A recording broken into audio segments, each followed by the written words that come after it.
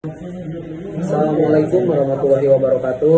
Perkenalkan, nama saya Muhammad Ihsan Fadilah dari program studi pendidikan agama Islam. Pada hari ini saya akan membuat video presentasi untuk memenuhi tugas Al-Quran, dan materi yang akan saya bahas hari ini adalah urgensitas studi Al-Quran. Urgensitas studi Al-Quran. Memahami Al-Quran adalah fondasi utama bagi setiap muslim, karena ia merupakan sumber pertama dan tertinggi ajaran Islam. Seluruh aspek kehidupan muslim, ibadah, akhlak, hukum, sejarah, hingga panduan sosial bersumber dari petunjuk yang diberikan Allah melalui kitab ini. Maka mempelajari Al-Quran bukan sekedar kewajiban ritual, tetapi kebutuhan intelektual dan spiritual agar manusia dapat memahami arah hidup, nilai moral, dan tujuan penciptaannya. Dengan mempelajari Al-Quran secara serius, seseorang dapat memahami makna ayat secara benar. Tidak hanya membaca, menerapkan ajarannya secara kontekstual dalam kehidupan modern.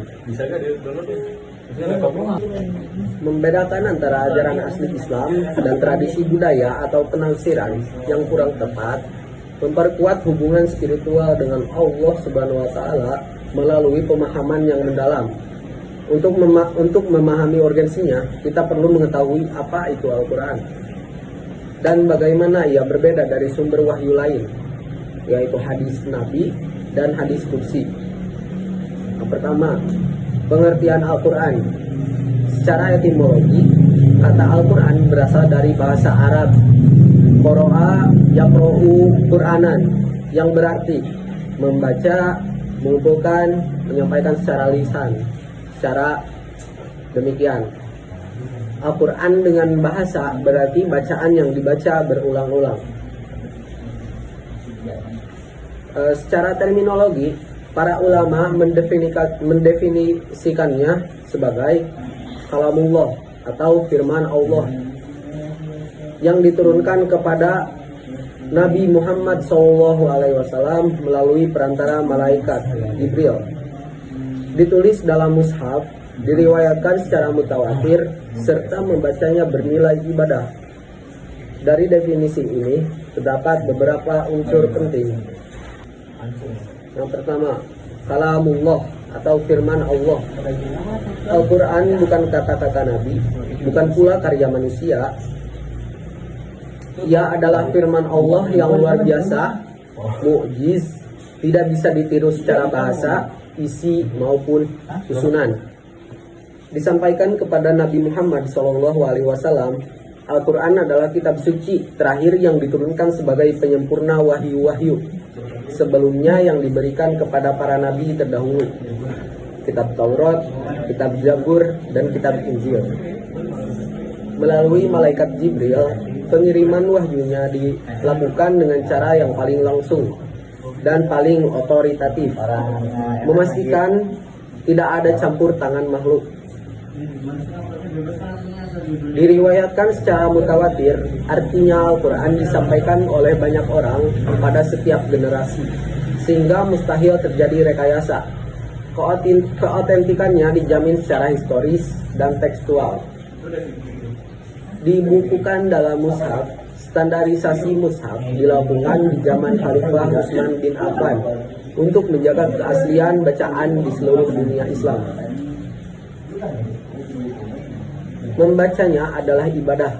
Berbeda dari teks keagamaan lain, Al-Quran memiliki status spiritual tersendiri. Setiap huruf yang dibaca mendapatkan pahala meskipun tanpa memahami maknanya, walau tentu pemahaman jauh lebih utama. Yang kedua, perbedaannya dengan wahyu lain, hadis Nabi dan hadis Qudsi. Untuk memahami wahyu dalam Islam, penting membedakan antara Al-Quran, hadis Nabi, dan hadis Qudsi. Ketiganya sama-sama terkait dengan wahyu, namun berbeda derajat, bentuk, dan fungsi. Perbedaan antara Al-Quran dan hadis Nabi. Al-Quran murni firman Allah, lafaz dan maknanya dari Allah. Hadis Nabi, makna berasal dari Allah, tetapi lafaz dan ucapan Nabi Muhammad SAW berdasarkan ilham atau penjelasan atas wahyu. Cara turunnya Al-Quran melalui malaikat Jibril secara resmi, jelas dan terjaga. Hadis Nabi terkadang melalui ilham, inspirasi, pengalaman Nabi, atau penjelasan terhadap situasi tertentu. Cara periwayatan Al-Quran mutawatir seluruhnya, tidak ada ayat yang tidak pasti keasliannya. Hadis ada sebagai tingkatan mutawatir, sahih, hasan, doif, hingga maudhu. Keautentikannya dinilai berdasarkan kritik sanad dan matan. Kedudukan hukum Al-Quran, sumber hukum utama, absolut, tidak dapat dibatalkan. Hadis, sumber hukum kedua setelah Al-Quran, menjelaskan, merinci, atau menerapkan ajaran Al-Quran. Penggunaan dalam ibadah Al-Quran dibaca dalam sholat harus dalam bahasa Arab. Hadis, tidak digunakan sebagai bacaan ibadah ritual seperti sholat. Status spiritual, membaca Al-Quran bernilai ibadah meski tidak dipahami, sementara membaca hadis tidak secara otomatis dianggap ibadah kecuali sebagai pencarian ilmu. Perbedaan antara Al-Quran dan hadis qudsi. Hadis qudsi berada di antara Al-Quran dan hadis Nabi. Sumber Al-Quran, makna dan lafaz dari Allah. Hadis qudsi, makna dari Allah tetapi lafaz dari Nabi Muhammad SAW. Derajat kesakralan Al-Quran, mutlak, suci, menjadi mukjizat, tidak dapat direkayasa. Tapi hadis qudsi mulia dan diilhami oleh Allah Subhanahu wa taala, namun tidak memiliki keistimewaan linguistik Al-Quran. Periwayatan Al-Quran, hanya riwayat mutawatir. Hadis qudsi bisa mutawatir, sahih, hasan, bahkan dhaif, tergantung sanad.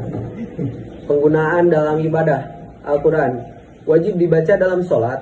Hadis qudsi tidak boleh menggantikan bacaan sholat. Larangan menyentuh bagi orang berhadas. Mushaf Al-Quran tidak boleh disentuh tanpa wudhu menurut jumhur ulama. Hadis qudsi tidak memiliki ketentuan khusus ini.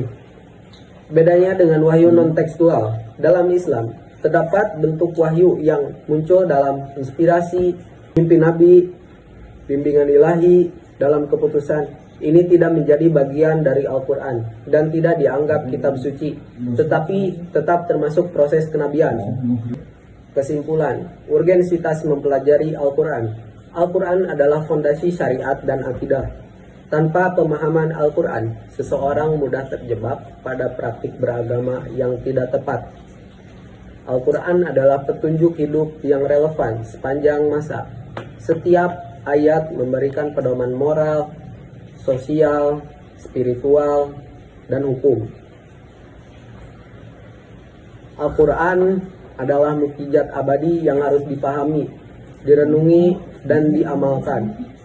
Membedakan antara Al-Quran hadis Nabi dan hadis qudsi sangat penting agar tidak mencampur adukan sumber hukum, memahami tingkat otoritas masing-masing, mengetahui mana yang mutlak dan mana yang bersifat penjelas. Dengan demikian, mempelajari Al-Quran secara serius adalah kewajiban intelektual dan spiritual bagi setiap muslim agar dapat menjalani kehidupan sesuai dengan petunjuk Allah secara benar, mendalam, dan relevan. Terima kasih. Mungkin hanya itu yang bisa saya sampaikan. Mohon maaf bila ada kesalahan kata. Wabillahi taufiq wal hidayah. Assalamualaikum warahmatullahi wabarakatuh.